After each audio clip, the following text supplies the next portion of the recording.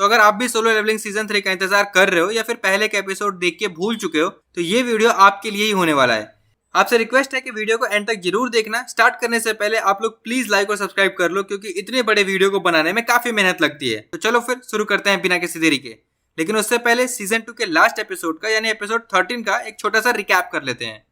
Solo leveling season 2 last episode में हमने देखा जिन्हो बिंगो के शैडो एक्सट्रैक्ट करके चाको हील कर देता है और उसके बाद एक्सट्रैक्शन कैंसिल भी कर देता है। फिर जिन्हो को छोड़ करके बाकी हंटर्स हेलीकॉप्टर से चले जाते हैं। इधर जिन्हो बाकी के एंड्स को मार देता है और फिर एंड किंग की शैडो भी एक्सट्रैक्ट कर लेता है और उसका नाम बैरव रखता है। दोनों मिलकर आइलैंड पे सारे एंड्स को खत्म कर देते हैं। 2 दिन बाद रेड खत्म हो जाता है और इस रेड में जो लोग मर गए थे उनका फ्यूनरल होता है। वहाँ जिन्हो भी गया होता है। वहाँ उसकी मुलाकात चेयरमैन से होती है जो उसको नए गिल्ड बनाने की परमिशन दे देते हैं। इसके बाद जेजू आइलैंड पे फ्रॉस्ट मोनार्क और बीस्ट मोनार्क दिखाई देते हैं जो किसी को ढूंढ रहे होते हैं, लेकिन उन्हें वो नहीं मिलता तो वो चले जाते हैं। वहाँ हमें जिन्हो के फादर भी दिखाई देते हैं। इधर जिन्हो एक रेड गेट में फंस गया होता है लेकिन उसकी आर्मी इजिली सारे मॉन्स्टरों को मार रही होती है। अब चलते हैं नेक्स्ट एपिसोड की तरफ। सीजन 3 एपिसोड 1 स्टार्ट होता है और हमें दिखता है एक हंटर जो डंजन के अंदर होता है। तभी अचानक से उसके सामने एक मॉन्स्टर आ जाता है। वो और कोई नहीं बल्कि फ्रॉस्ट मोनार्क होता है जो हमें सीजन 2 के लास्ट एपिसोड में दिखा था। वो यहाँ किसी फ्रेगमेंट ऑफ लाइट को ढूंढने आया था बट यहाँ भी उसे कुछ नहीं मिलता। तभी वहाँ एक और मोनार्क आ जाता है। वो देखने में काफी अजीब और क्रीपी लगता है। वो दोनों ईस्ट के एक जगह के बारे में बात कर रहे होते हैं जहाँ शैडो मोनार्क है। मतलब बेसिकली वो जिन्हो की बात कर रहे होते हैं। फिर दूसरा मोनार्क बोलता है ग्रेटेस्ट फ्रेगमेंट ऑफ लाइट भी उसी कंट्री में है। तभी फ्रॉस्ट मोनार्क एक स्ट्रॉन्ग प्रेजेंस महसूस करता है और हमें दिखता है कि वहाँ एक और हंटर आ रहा होता है।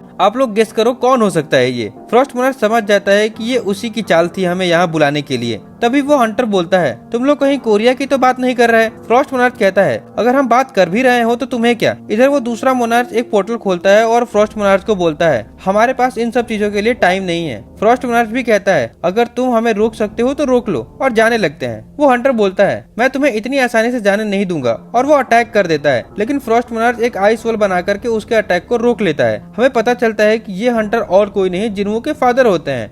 फिर सीन शिफ्ट होता है और हमें एक रेड गेट दिखाया जाता है जिसमें जिन्हो गया था। वहाँ अब उसका सामना डंजन के बॉस से होता है। बॉस काफी गुस्से में होता है और बोलता है तुमने अब तक बहुत अच्छा फाइट किया और जिंदा भी हो बट अब तुम चारों तरफ से घिर चुके हो। इस जंगल में चारों तरफ मेरी आर्मी पहले से ही छिपकर बैठी है। फिर वो अपने आर्मी को आवाज लगाता है बट बहुत देर तक वहाँ कोई नहीं आता। जिन्हो स्माइल करता है और अपनी शैडो आर्मी को बाहर आने के लिए कहता है और हमें दिखाई देता है कि जिन्हो की शैडो सोल्जर्स ऑलरेडी सब मॉन्स्टर को मार चुके थे और वो लोग उनकी डेड बॉडीज लेकर के बाहर आ जाते हैं। ये देख करके बॉस और भी ज्यादा गुस्सा हो जाता है। फिर वो अपने बचे हुए मॉन्स्टर को अटैक करने के लिए बोलता है लेकिन इधर जिन्हो भी अपने शैडो सोल्जर को भेज देता है। जिन्हो के शैडो सोल्जर आसानी से सारे मॉन्स्टर को मार देते हैं। अब सिर्फ बॉस बचता है। वो ये सब देख करके गुस्सा हो जाता है और जिन्हो की तरफ अटैक करने के लिए आगे बढ़ता है। लेकिन तभी टस्क अपने ग्रेविटेशन मैजिक का यूज करके उसे जमीन पे पटक देता है। फिर जिन्हो बॉस के पास जाता है और कहता है मेरे सवालों का सही जवाब दो तो शायद तुम्हें कम दर्द होगा। लेकिन बॉस कुछ बोलने से पहले ही मर जाता है। जिन्हो समझ जाता है कि सिस्टम फिर से इंटरफेरेंस कर रहा है। तभी उसे याद आता है डीमन कैसल क्लियर करने के बाद उसे एक की मिली थी जो सिर्फ लेवल 100 होने के बाद ही यूज हो सकती थी। क्योंकि जेजू आइलैंड रेड के बाद उसका लेवल 100 हो चुका था तो वो उस की को अपने इन्वेंट्री से निकालता है और उसके सामने उस की सारी इन्फॉर्मेशन आ जाती है। उसे पता चलता है कि ये की डबल डंजन वाले टेम्पल की है। वही डबल डंजन जहाँ जिन्हो को उसकी पावर मिली थी। ये काफी बड़ी बात होती है जिन्हो के लिए क्योंकि जिस सिस्टम की वजह से वो इतना स्ट्रांग बना है उसके बारे में वो कुछ नहीं जानता। और जब भी उसने सिस्टम के बारे में जानने की कोशिश की तब सिस्टम ने इंटरफेरेंस कर दिया। लेकिन अब फाइनली सिस्टम खुद उसे बुला रहा था। वो सोचता है चलो फाइनली अब सिस्टम के बारे में जान पाऊंगा। लेकिन तभी वो देखता है कि इस की पर एक टाइमर लगा है 417 घंटे का। मतलब वो अभी यूज नहीं कर सकता उसको। वो सोचता है इतना वेट किया है तो थोड़ा और सही। फिर सीन शिफ्ट होता है और हमें दिखता है कि जिन्हो काफी गुस्से में है क्योंकि जिन्हो के हेटर्स ऑनलाइन हेट फैला रहे होते हैं। वो उन सबको रिप्लाई कर रहा होता है। तभी वहाँ जिन्हो भी आ जाता है। वो एक बैग भर के एसेंस स्टोन्स जिन्हो को देता है और कहता है तुमने बोला था ना कि हमें नए गिल्ड के लिए बहुत पैसों की जरूरत होगी तो इतने में तो हो जाएगा ना। जिन्हो कहता है ये तो बहुत सारे हैं। क्या तुमने कोई हाई रैंक गेट क्लियर किया है। अब तो हमें नए एम्प्लॉय की सैलरी के बारे में भी सोचना नहीं पड़ेगा। जिन्हो कहता है ओ हाँ मैं तो एम्प्लॉयज के बारे में भूल ही गया था। हमें नई गिल्ड के लिए एक नई एम्प्लॉय भी ढूंढना होगा। जिन्हो कहता है हाँ वो तो है लेकिन उससे पहले क्या तुमने अभी तक हमारे गिल्ड का नाम सोचा है। फिर दोनों गिल्ड के नाम को लेकर के काफी डिस्कस करते हैं। तभी जिन्हो बोलता है सोलो प्ले गिल्ड नाम कैसा होगा। जिन्हो को ये नाम बिल्कुल पसंद नहीं आता बट वो कुछ बोलता भी नहीं है। वो मन ही मन में सोचता है कहीं ये मजाक तो नहीं। भला अपने गिल्ड का नाम ऐसा कौन रखता है। तभी डोरबेल बजती है। जिन्हो गेट खोलता है और वहाँ हंटर चा होती है। ये देख करके जिन्हो शॉक हो जाता है लेकिन वो जिन्हो से मिलने आई होती है। जिन्हो पूछता है तुम यहाँ क्यों आई हो। चा बोलती है मुझे तुम्हारा गिल्ड ज्वाइन करना है। जिन्हो पूछता है क्या चेयरमैन ने तुम्हें यहाँ भेजा है या फिर जोंगिन ने तुम्हें अपने गिल्ड से निकाल दिया। चा बोलती है नहीं ऐसा कुछ भी नहीं है। जिन्हो पूछता है तो फिर तुम्हें हमारा सोलो प्ले गिल्ड क्यों ज्वाइन करना है। ये सुनकर चा शॉक हो जाती है। वो पूछती है क्या तुम सच में अपने गिल्ड का नाम सोलो प्ले रखे हो। जिन्हो कहता है हाँ, मैंने और हमारे वाइस गिल्ड मास्टर ने मिलकर डिसाइड किया है। जिन्हो बोलता है वेट, मैंने कब डिसाइड किया, और मैं जो नाम सजेस्ट किया था उसका क्या। जिन्हो कहता है तुमने कुछ कहा ही नहीं तो मुझे लगा तुम भी एग्री करते हो। तभी जिन्हो नोटिस करता है कि चा की हार्टबीट बहुत तेज है लेकिन वो नॉर्मल एक्ट कर रही है। उसे शक होता है कि वो कुछ छुपा रही है। जिन्हो कहता है तुम अभी भी अपने पुराने गिल्ड के साथ कॉन्ट्रैक्ट में हो, तुम हमारे गिल्ड में कैसे ज्वाइन कर सकती हो। चा बोलती है मैं उनको कॉन्ट्रैक्ट तोड़ने के लिए पेनल्टी पे कर दूंगी, जो भी अमाउंट होगा। जिन्हो और ज्यादा डाउट करने लगता है। वो सोचता है इतनी बड़ी पेनल्टी पे करने को भी रेडी है सिर्फ मेरे गिल्ड में आने के लिए। जिन्हो कहता है हमारे पास तुम्हारे जैसे एस रैंक हंटर को सैलरी देने के लिए पैसे नहीं है। चा कहती है मुझे सैलरी भी नहीं चाहिए। जिन्हो पूछता है तो फिर क्यों ज्वाइन करना चाहती हो हमारी गिल्ड। चा ब्लश करने लगती है। सच तो ये है कि उसे जिन्हो से प्यार हो गया था लेकिन वो कन्फेस नहीं कर पा रही थी, इसीलिए वो बस उसके पास रहना चाहती थी। लेकिन वो कुछ बोल नहीं पा रही थी, बस ब्लश किए जा रही थी। जिन्हो कहता है ठीक है तुम ज्वाइन कर सकती हो बट उसके पहले एंट्रेंस टेस्ट देना होगा। चा बोलती है कैसा टेस्ट। जिन्हो कहता है तुम्हें मेरे चुने हुए सबसे स्ट्रॉन्गेस्ट शैडो सोल्जर को हराना होगा। चा कहती है ठीक है मैं रेडी हूँ।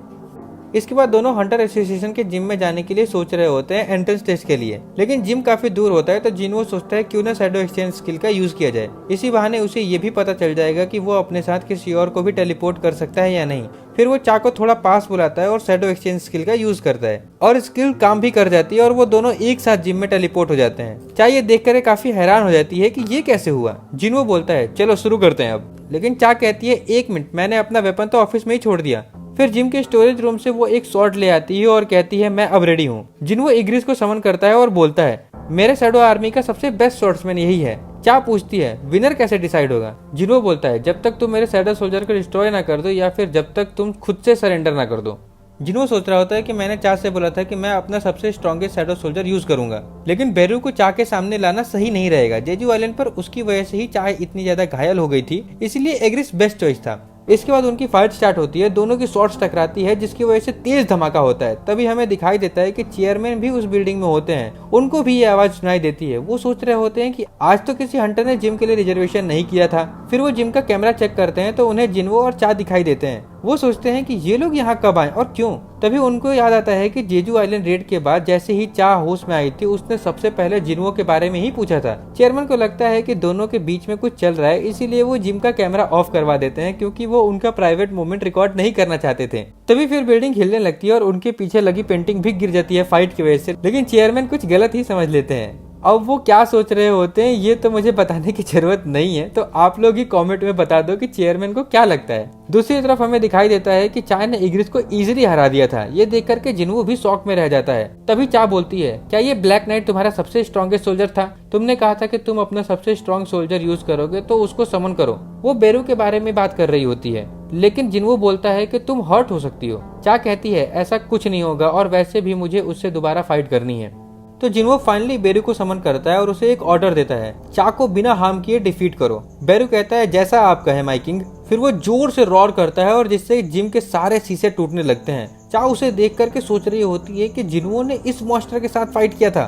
बेरू अपने पंजे निकाल करके अटैक करने वाला होता है, लेकिन जिन्हो कहता है उन्हें हटा लो वरना अगर चा को थोड़ी भी चोट लगी तो मैं तुम्हें नहीं छोड़ूंगा। बेरू तुरंत अपने नाखून अंदर कर लेता है और कहता है यस माय किंग। चा अटैक करने के लिए तैयार होती है, लेकिन तभी अचानक बेरू उसके पीछे आ जाता है। चा को याद आता है कि जेजू आइलैंड पर भी उसने यही किया था। वो कहती है तुम्हें क्या लगता है कि मैं दोबारा सेम ट्रिक में फंसूंगी। फिर वो तुरंत अटैक कर देती है अपनी तलवार से, लेकिन बेरू सिर्फ 2 उंगलियों से उस अटैक को रोक देता है। बेरू सोच रहा होता है कि मेरे किंग ने मुझे बिना हर्ट किए ओपोनेंट को डिफीट करने के लिए बोला है, तो इसका बेस्ट तरीका यही होगा कि मैं अपने आप को इतना स्ट्रॉन्ग दिखाऊं कि सामने वाले की लड़ने की इच्छा ही खत्म हो जाए। चा एक के बाद एक अटैक कर रही थी। अब आप सबको पता है कि चा कितनी स्पीड में फाइट करती है, लेकिन बेरू भी कम नहीं था। वो सारे अटैक को इजीली डॉज कर रहा होता है, वो भी एक जगह से हिले बिना, सिर्फ अपने बॉडी मूवमेंट से अटैक को डॉज कर रहा होता है। फिर वो जोर से चा के मुंह पर रोर करता है जिसका प्रेशर से चा दूर चली जाती है। जिन्हो कहता है विनर ऑलरेडी डिसाइड हो चुका है, क्या तुम अब सेटिस्फाई हो। लेकिन चा बोलती है नहीं, मुझे और फाइट करनी है। जिन्हो को पता था कि बेरू उसके दूसरे शैडो सोल्जर से काफी अलग है,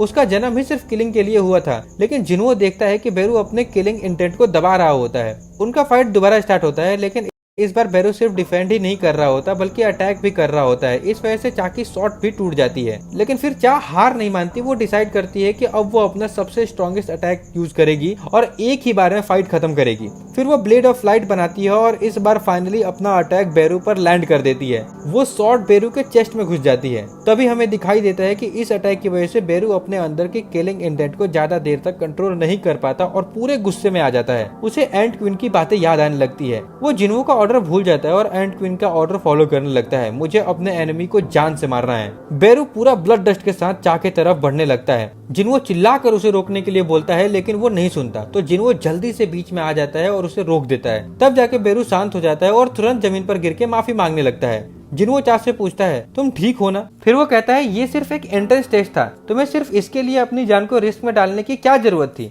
लेकिन चा चुप रहती है और वो कुछ नहीं बोलती। फिर जिन्हो बोलता है, तुम्हें आखिर मेरे गिल्ड में क्यों ज्वाइन करना है? क्या चाहती हो तुम? कहीं ऐसा तो नहीं कि तुम्हें मुझ में इंटरेस्ट है? लेकिन फिर वो सोचता है, ये तो हो ही नहीं सकता, जरूर कुछ और बात होगी। वो जाने लगता है। तभी चा बोलती है, हाँ मुझे तुम में ही इंटरेस्ट है। इतना कह करके वो ब्लश करने लगती है और हमें यूएस के हंटर ब्यूरो का ऑफिस दिखाया जाता है। वहाँ मिस सेलर और माइकल डेविड से माफी मांग रहे होते हैं कि वो जिन्हो को अपने साथ लाने में सफल नहीं हो पाए। डेविड बोलता है, मुझे सॉरी वगैरह नहीं सुनना है, तुम बस ये बताओ कि तुम्हें जिस काम के लिए भेजा था वो पूरा हुआ या नहीं। अगर आप भूल चुके हो तो मैं याद दिला दूं, डेविड ने उन लोगों को भेजा था ताकि वो जिन्हो को अपनी पावर और ज्यादा बढ़ाने, मतलब अपग्रेड करने का लालच देके यूएस का सिटीजन बना सके। ये सब मिस सेलर की मदद से होने वाला था, क्योंकि वो किसी हंटर की पावर को और अपग्रेड कर सकती थी। लेकिन वो लोग फेल हो जाते हैं क्योंकि जिन्हो की पावर की कोई लिमिट ही नहीं होती। ये सब रिपोर्ट वो लोग डेविड को दे रहे होते हैं। मिस सेलर अब तक कांप रही होती है जो उसने जिन्हो के अंदर देखा था उसे याद करके। डेविड कहता है, अगर ऐसा है तो ठीक है, कोई बात नहीं, हम कोई और तरीका सोचेंगे। फिर डेविड माइकल को लेकर उसी बिल्डिंग के 24वें फ्लोर पर जा रहा होता है। वो माइकल से पूछता है, क्या तुम्हें याद है जब पहली बार एक एस रैंक गेट खुला था? माइकल बोलता है, हाँ बिल्कुल, वो कैसे भूल सकते हैं। उस डंजन ब्रेक की वजह से पूरा वेस्ट अमेरिका तबाह हो गया था। उस रेड में दुनिया के अलग अलग कंट्रीज के एस रैंक हंटर आए थे एकजुट होकर के हमारे साथ फाइट करने के लिए, लेकिन हजारों की संख्या में टॉप रैंक हंटर्स मारे गए थे और उनमें से सिर्फ 5 हंटर ही सर्वाइव किए थे और उन लोगों ने मिल करके बॉस को हराया था। तभी से उन 5 को नेशनल लेवल हंटर का टाइटल दिया गया था। वैसे आपको पता है कि उन 5 नेशनल लेवल हंटर में से एक इंडिया का भी हंटर है। अगर आपको उसका नाम पता है तो कमेंट में जरूर बताना। फिर हमें पता चलता है कि उस डंजन का बॉस एक ड्रैगन था जिसका नाम कामिस होता है। कामिस की फ्लेम इतनी खतरनाक थी कि उसको कोई भी बुझा नहीं सकता था। फिर डेविड और माइकल दोनों 24वें फ्लोर पर पहुंच जाते हैं। वहाँ एक बहुत बड़ा गेट होता है। जैसे ही गेट खुलता है हमें एक बड़ा सा रून स्टोन दिखता है जो कामिस का होता है। डेविड का प्लान होता है कि वो ये रून स्टोन जिन्हो को गिफ्ट करेगा और बदले में उसे अपने कंट्री का सिटीजन बनने के लिए बोलेगा। और वैसे भी ये रून स्टोन सिर्फ मेज टाइप हंटर ही यूज कर सकते हैं, तो ये जिन्हो के लिए बेस्ट था। फिर हमें कामिस की डेड बॉडी दिखती है जो लैब में होती है। हालांकि अब सिर्फ उसकी हड्डियां ही बची होती हैं। उसका साइज इतना बड़ा होता है कि उसके सामने इंसान चींटियां ऐसे लग रहे होते हैं। फिर सीन शिफ्ट होता है और हमें जिन्हो और जिन्हा दिखते हैं जिनके बीच में थोड़ा भाई बहन वाला नोकझोंक चल रहा होता है। फिर जिन्हो जिन्हा को बता रहा होता है कि वो एक गिल्ड बना रहा है और उस गिल्ड का नाम सोलो प्ले रखना चाहता है। जिन्हा बोलती है, सीरियसली तुम्हें यही अजीब नाम मिला था क्या? और वैसे भी तुम्हारी एबिलिटी तो शैडो को समन करने की है ना, तो टेक्निकली तुम सोलो तो नहीं फाइट करते हो। जिन्हो बोलता है, हाँ बात तो तुम सही कह रही हो, लेकिन अगर सोलो प्ले नहीं तो क्या रखूं, तुम ही बता दो। जिन्हा बोलती है, आजिन गिल्ड कैसा रहेगा, जिसमें आ का मतलब मैं होता है और जिन का मतलब आगे बढ़ना। जिन्हो बोलता है, ये नाम बुरा नहीं है, और वो डिसाइड करते हैं कि वही नाम यूज करेंगे। फिर सीन शिफ्ट होता है और हमें चा दिखाई देती है जो अपने घर में होती है और बहुत ही ज्यादा शर्मा रही होती है क्योंकि उसने लास्ट एपिसोड में कन्फेस कर दिया था कि उसको जिन्हो में इंटरेस्ट है। वो सोच रही होती है कि ये मैंने क्या कर दिया, कहीं जिन्हो मुझे पागल तो नहीं समझ रहा होगा, और काफी ज्यादा ब्लश कर रही होती है। फिर वो सोचती है, उसने मेरी जान बचाई थी तो मेरा इतना तो हक बनता ही है। लेकिन फिर उसके दिमाग में आता है कि टेक्निकली तो बिंगू ने मुझे हील करके मेरी जान बचाई थी। तभी उसे एक बात याद आती है, जब वो जेजू आइलैंड पे ऑलमोस्ट मरने वाली थी तब उसे एक आवाज सुनाई दी थी। वो आवाज बिंगू की होती है। बिंगू चा को बोल रहा होता है कि प्लीज जिन्हो को बता दो कि उसको अपनी पावर को लेकर के सावधान रहना होगा, और इतना बोल करके वो गायब हो गया था। इसके बाद सीन शिफ्ट होता है नाइट गेट के हेडक्वार्टर में, जिसका गिल्ड मास्टर पाक चोंगसू होता है। वो लोग एक ए रैंक गेट के बारे में बात कर रहे होते हैं जो उनके हेडक्वार्टर के पास ही खुला था, लेकिन उनको उस गेट में एंटर करने के लिए परमिशन नहीं मिल रही थी क्योंकि नाइट गिल्ड में एक भी एस रैंक हंटर नहीं था। लेकिन फिर भी वो कोरिया के टॉप 5 गिल्ड में आते हैं क्योंकि उनके गिल्ड में सबसे ज्यादा ए रैंक हंटर्स हैं। उन्हें बोला गया था कि वो लोग अकेले उस डंजन में नहीं जा सकते हैं, उनके साथ कोई और गिल्ड भी होनी चाहिए। अब उन्हें समझ नहीं आ रहा होता है कि वो किस गिल्ड से हेल्प लें, और अगर कोई गिल्ड हेल्प करने के लिए तैयार भी हो जाए तो नाइट गेट की रेपुटेशन खतरे में आ सकती है। लोग सोचेंगे कि हम एक ए रैंक गेट भी अकेले क्लियर नहीं कर सकते हैं। वो लोग इस बात को लेकर के काफी सोच विचार कर रहे होते हैं। तभी वहाँ एक और हंटर आता है जो कि एक ए रैंक हीलर होता है। वो सजेस्ट करता है कि अगर हम किसी गिल्ड को नहीं बुला सकते तो क्यों ना सिर्फ एक हंटर को बुलाया जाए। पार्क कहता है कोई एक हंटर कैसे हमारी हेल्प कर सकता है ए रैंक गेट क्लियर करने में। तभी पार्क को याद आता है कि एक हंटर ऐसा है, सुंग जिनवो। फिर वो लोग डिसाइड करते हैं कि जिनवो से मिलने उसके ऑफिस जाएंगे। इधर हमें जिनवो दिखाई देता है जो जिन्हो से पूछ रहा होता है कि हमारे गिल्ड का नाम आजिन गिल्ड कैसा रहेगा। तो जिन्हो बोलता है हाँ बेस्ट है, सोलो प्ले छोड़ करके कुछ भी चलेगा।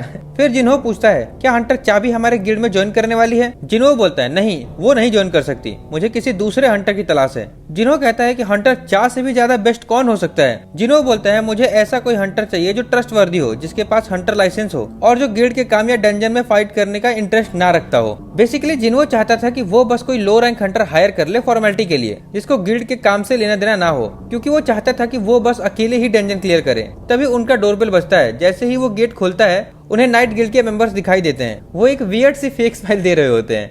फिर उन लोगों को जिन्हो अंदर बुलाता है। उनके बीच में बातचीत होती है उस ए रैंक गेट को लेकर। वो बताते हैं कि उन्हें एंट्री परमिट नहीं मिल रही है, इसीलिए हमें आपकी हेल्प चाहिए। वो बोलते हैं वैसे तो बाकी एस रैंक हंटर्स को 10% रेट का प्रॉफिट से मिलता है, लेकिन अगर आप हमारे साथ चलोगे तो हम आपको 20% देने के लिए तैयार हैं। जिन्हो बोलता है मुझे 50% चाहिए और मुझे एक सिंगल एस रैंक हंटर की तरह ट्रीट करने के बजाय एक गिल्ड की तरह ट्रीट करो, क्योंकि मेरे पास जो शैडो आर्मी है वो किसी गिल्ड से कम नहीं है। और वैसे भी हम लोग अभी जस्ट अपना गिल्ड स्टैब्लिश किए हैं। जिसपे पार्क बोलता है 40% तक कैसा रहेगा, लेकिन जिन्हो बोलता है मैं यहाँ नेगोशिएट करने की कोशिश नहीं कर रहा हूँ। पार्क कहता है ठीक है, लेकिन डंजन के बॉस से आप ही फाइट करना। फिर उनके बीच में एग्रीमेंट हो जाता है। वो लोग बोलते हैं कि कल रेड स्टार्ट होने वाली है तो आप टाइम पे आ जाना। फिर वो लोग जाने लगते हैं। तभी नाइट गिल्ड का एक हंटर नोटिस करता है कि जिन्हो का शैडो हल्का सा मूव हुआ। वो पार्क को बताता है, लेकिन पार्क कहता है तुमने पीना तो स्टार्ट नहीं कर दिया, भला किसी का शैडो कैसे मूव हो सकता है। एक्चुअली जिन्हो ने अपना एक शैडो सोल्जर उनके अंदर छोड़ दिया था। फिर वो लोग वहाँ से चले जाते हैं। फिर जिन्हो भी चला जाता है अपनी फैमिली के साथ टाइम स्पेंड करने।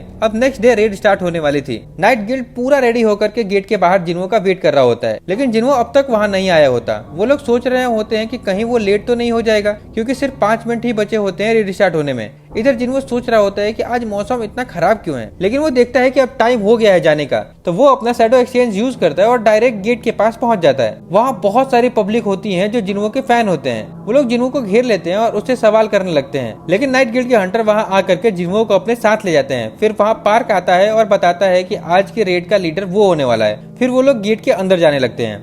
अब फिर से सीन शिफ्ट होता है और हमें जिन्हो के बहन का स्कूल दिखाया जाता है, जहाँ कुछ स्टूडेंट्स को टीचर ने स्कूल के स्टोर रूम से आर्ट का सामान लाने के लिए भेजा था। जैसे ही वो लोग स्टोर रूम में जाते हैं, अंदर बहुत ही ज्यादा गंदगी होती है, क्योंकि वो रूम काफी समय से बंद था। तभी उन्हें उस रूम में एक डंजन का गेट दिखता है। गेट देखते ही बाकी के 2 स्टूडेंट डर के पीछे हट जाते हैं, लेकिन उनमें से एक लड़का ज्यादा ही ओवर स्मार्ट बन रहा होता है। वो गेट के पास जाकर के खड़ा हो जाता है और उन लोगों पे हंस रहा था और बोलता है तुम लोग डरपोक हो, ये सिर्फ एक बंद गेट है, इससे हमें कोई खतरा नहीं है। इसमें सिर्फ हंटर ही अंदर आ जा सकते हैं, मॉन्स्टर बाहर नहीं आ सकते हैं। इस गेट को खुलने में 1 वीक लगेगा। मतलब किसी गेट के बॉस को अगर 1 वीक के अंदर डिफीट नहीं किया जाए तो डंजन ब्रेक होता है और मॉन्स्टर अंदर से बाहर आ सकते हैं। वो लड़का इतना बोल ही रहा होता है, तभी अंदर से एक हाथ निकल के आता है और उसका सर पकड़ के क्रश कर देता है। ये देख करके बाकी दोनों स्टूडेंट की तो लिटरली फट जाती है। वो भागने की कोशिश करते हैं, लेकिन उनको भी मॉन्स्टर मार देते हैं। फिर अंदर से कुछ और मॉन्स्टर निकलते हैं और सब मिलकर तोड़फोड़ स्टार्ट कर देते हैं पूरे स्कूल में। एक के बाद एक स्टूडेंट्स को मार रहे होते हैं। उनमें से एक लड़की जैसे तैसे बच जाती है और बाथरूम में जाकर के छुप जाती है। वो हंटर एसोसिएशन को कॉल करती है और बताती है कि स्कूल में मॉन्स्टर आ गए हैं। वो लड़की काफी ज्यादा डरी होती है।